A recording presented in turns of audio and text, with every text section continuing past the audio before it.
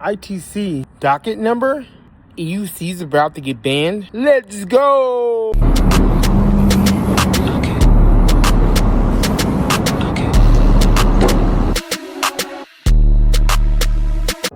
Alright, before we even get into this, quick disclaimer so nobody loses their mind in the comments. I wanted to film this fresh today. Brand new take, fresh energy, but my memory card was full. Yeah, the most 2025 problem possible. So instead of scrapping the whole idea, I pulled some older footage so I wouldn't lose the thought. Because honestly, this topic has been building in my head for a long time. And that actually works.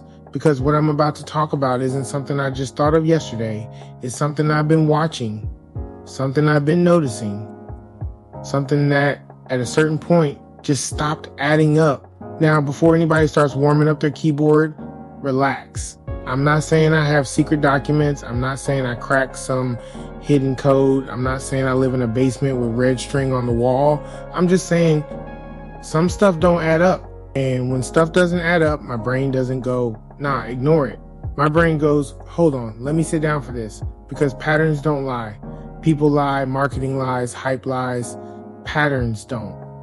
Now let's talk about something we already know, but pretend we don't. China uses AI heavily. That's not controversial. That's not a conspiracy. That's not even interesting. That's just reality. Manufacturing, logistics, forecasting, optimization, everybody at the top level is using AI. America uses AI. Europe uses AI.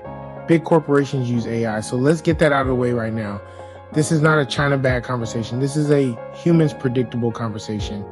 Because here's the thing about AI, and this is where people mess up. AI doesn't think emotionally. AI doesn't get excited. AI doesn't fall in love with a product.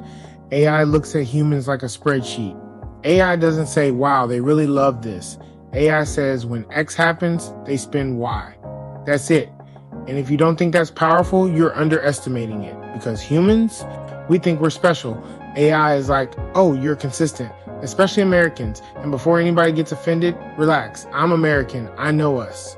We see hype and our brain shuts off. We see the words limited, next gen, or game changer, and we don't ask questions. We don't ask, is this sustainable? We ask, how fast can I get it before someone else does? We don't ask, will this still matter next year? We ask, how many can I buy right now? That's not an insult. That's observation. America loves a gold rush. Doesn't matter what it is. Crypto, NFTs, houses, side hustles, electric unicycles. If there's a whisper of this is the next big thing, we don't walk, we sprint. And AI sees that. AI doesn't judge it. AI doesn't laugh. AI just notes it. It goes, when hype increases, purchasing spikes. When urgency is created, logic disappears. When fear of missing out is activated, spending accelerates. That's not manipulation, that's math. Now let's zoom into the EUC world, because this is where it gets interesting. At some point, and if you've been around long enough, you felt it, EUC stopped feeling like steady innovation and started feeling like sneaker drops. New wheel teased, specs leaked, photos dropped, influencers hyped, comments explode. This is the one. This changes everything. This kills the last model. And before the wheel even ships, we're already talking about the next one. And here's where my brain paused. Because innovation is supposed to solve problems. But this felt like speed running excitement. And if you were AI watching this, you wouldn't think, wow, they're passionate. You'd think, oh, urgency works. If we shorten product cycles, distributors will overorder because nobody wants to miss the wave. Imagine you're a US distributor. You don't want to be the guy explaining to customers, yeah, we could have ordered it, but we wanted to be responsible. Nobody wants to say that. That's how you lose relevance. So what do? You buy in heavy. Because what's worse, having too many wheels or not having the wheel everybody's talking about? Exactly. So everybody buys, everybody stocks up, everybody says this is the one. And for a moment, it is. Until 3 months later, introducing the new improved version. Now the wheel you just hyped, still great, still works, still powerful, but emotionally, it's expired. That's the part nobody talks about. You don't have outdated inventory. You have emotionally expired technology, and customers don't want yesterday's excitement. They want tomorrow's. That's not logic. That's human psychology. And AI understands that better than we do. Now, let me be very clear before anyone clips this out of context. I am not accusing specific companies of evil intent. I'm not claiming secret meetings. I'm not saying there's a villain room somewhere stroking a cat. I'm saying systems create outcomes. And when hype meets greed on any side, somebody eventually gets stuck. And usually it's not the manufacturer. It's the guy with the warehouse. Now, this is where people start getting uncomfortable, because once you understand the pattern, you cannot unsee it. This is the part where everybody wants to pretend they weren't part of it. Manufacturers want to say they were just innovating. Distributors want to say they were just keeping up. Consumers want to say they were just excited. And all of that can be true at the same time. But the outcome, still the outcome, because excitement without restraint turns into overextension. Let's talk about distributors for a second, because distributors, they're the meat in the hype sandwich. They are not the ones designing the wheels. They are not the ones manufacturing the wheels, but they are the ones putting real money on the line. And here's the pressure they are under. If they do not order enough inventory, they miss sales. If they order too much inventory, they get stuck. That is not an easy position. Now add hype on top of that. Add influencers posting early impressions. Add comment sections screaming this is the future. Add customers asking when can I pre-order. And now imagine trying to say slow down. That is like standing in front of a stampede and politely asking people to walk. Nobody listens. So what happens? Orders get bigger, warehouses get fuller, risk gets normalized. Because when everyone is doing it, it does not feel risky. It feels responsible. That is the dangerous part. When risk feels normal. Now, I want to say this very clearly. This is not about calling any distributor dumb or greedy. This could happen to anyone. This happens in every industry. But the EUC world has one special problem. Product cycles are insanely fast, too fast. A wheel does not even get time to mature in the market before the next one is teased. That means inventory does not age gracefully. It ages brutally. Now, let's talk about alien rides for a moment and listen carefully, because this part matters. This is not an attack. Alien rides could be replaced with almost any major distributor in this conversation. They are just the most visible. Visibility comes with consequences. When you are big, people assume you are safe. When you are loud, people assume you are confident. When you are early, people assume you know something others do not. But size does not protect you from momentum. Momentum can carry you right off a cliff. Now imagine this scenario. A manufacturer signals that a wheel is going to be huge. Specs look insane. Demand has look guaranteed. Distributors do not want to be understocked. So they order aggressively, not a little extra, a lot extra. Because missing out feels worse than overbuying, especially when everyone is telling you this wheel will sell itself. And for a while, it does. Orders come in, units move, everything looks fine until the hype cools. And hype always cools, because the internet has the attention span of a goldfish. Now here's the nightmare part. You're sitting on a warehouse full of wheels. A newer model is already being teased. Customers are asking, should I wait? And every time someone asks that question, your stomach drops. Because that question is the beginning of the end. That is when inventory stops being an asset and starts being a liability. This is the part people do not understand. Warehouses are not neutral. A full warehouse is not success. A full warehouse is pressure. Every day that passes, that inventory costs money. Storage costs money. Insurance costs money. Capital is locked up. And none of that shows up in a hype video. Now, zoom out for a second. If you were AI watching this entire ecosystem, what would you see? You would see predictable behavior. You would see hype drive bulk orders. You would see rapid product cycles. You would see distributors absorb the risk. You would see manufacturers move on. Again, not evil, efficient, cold, mathematical. Now let us talk about the buying frenzy, because this is where things escalated. Once one distributor orders heavy, others feel pressure to match. Nobody wants to look small. Nobody wants to look behind. Nobody wants to look like they missed something. So the reaction spreads. This is how bubbles form. Not because people are stupid, because people are watching each other. And AI understands that perfectly. AI does not need to convince everyone. It just needs to start a trend. It only needs to convince enough people to create momentum. After that, humans do the rest. Now fast forward, hype dies down, sales slow, warehouses fill, and suddenly conversations change. They go from what's next to what went wrong. That is when lawyers show up, That is when contracts get reread. That is when people start talking about fairness. Not because fairness suddenly matters, but because money is stuck. And when money is stuck, feelings get involved. Now, I want to be extremely careful here. I am not stating legal facts. I am not accusing anyone of crimes. I am not claiming inside knowledge. I am telling you how it looks from the outside. It does not feel like innovation protection. It feels like frustration. It feels like a pressure release when partnerships feel one-sided, when expectations do not match reality, when hype does not convert to profit. People stop smiling, and once things go legal, the relationship is already over. Nobody files a complaint because everything is going great. They file when trust is gone.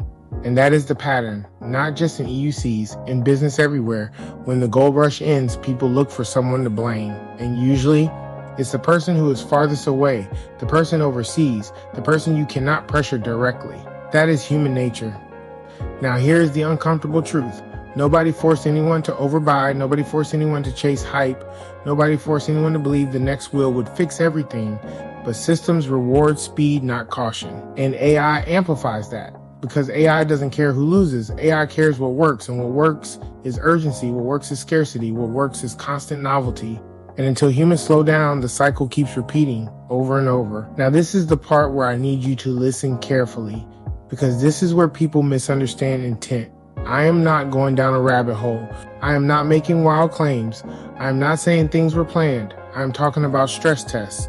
Every system eventually gets stress tested. Bridges, banks, governments, supply chains, human behavior, and the biggest stress test of modern time was the coronavirus period.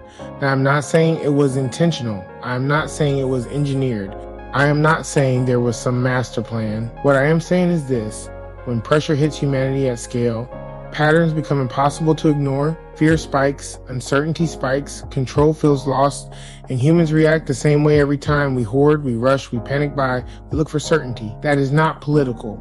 That is psychological. And if you were AI observing the world during that time, it would have been the greatest data set imaginable, not because of suffering, but because behavior became exaggerated. Everything sped up, supply chain snapped, demand surged randomly, online buying exploded, speculation went wild. People were not thinking long term, they were thinking now. And when humans think now, they are predictable, very predictable.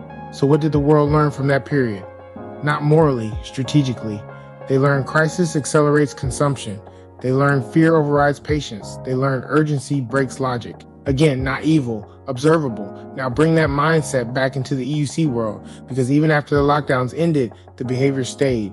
Fast gratification, short attention, immediate upgrades. People got used to dopamine cycles. New product, new hit, new excitement. And companies adapted, not because they are villains, because businesses follow demand. If people reward speed, companies move fast. If people reward novelty, companies release often. That is not manipulation, that is supply responding to demand. But here's where it becomes dangerous. When the system optimizes for excitement instead of sustainability, that is when cracks form. Because excitement burns hot and fast, and sustainability is slow and boring. Now think about the timing. Post-crisis world, money flooding markets, stimulus, easy credit, online hype ecosystems fully mature. This was a perfect environment for a gold rush mentality. People were hungry for wins, hungry for excitement, hungry for something new. And the EUC space delivered that. Constant releases, ever-increasing specs, bigger numbers, faster speeds, more power, and nobody would be the one to say slow down. Because slow down does not trend. Now imagine AI observing all of this, it would not care about EUCs. Urgency plus novelty equals spending. Fear of missing out multiplies it. Community hype accelerates it. And once that equation is known, it can be applied anywhere. Again, not evil, just efficient. Now, here's the uncomfortable part. Once humans prove they behave a certain way, under pressure, that behavior becomes predictable forever. You cannot unlearn that. You cannot pretend it did not happen. The data exists. The lesson exists. So when people say you're overthinking this, ask yourself a simple question. Do corporations use past behavior to predict future behavior? Of course they do. That is literally what marketing is. That is what analytics are. That is what AI excels at. So when I connect dots, I am not saying there is a mastermind. I am saying there is memory. Systems remember, data remembers, and systems repeat what worked. Now bring it back to distributors. Post-crisis inventory decisions were not made in calm environments. They were made in fast environments. Everyone was buying. Everyone was afraid of being left behind. That is how over-ordering becomes rational, not reckless, rational. And when reality slows down, but inventory does not, you get tension. That tension turns into frustration. Frustration turns into conflict. Conflict turns into legal action. That is not conspiracy. That is escalation. And that is why I say this entire situation feels less like a single event and more like the end of a cycle, a hype cycle, a rush cycle, a cycle where speed was rewarded until it was not. And now everyone is standing around asking, how did we get here?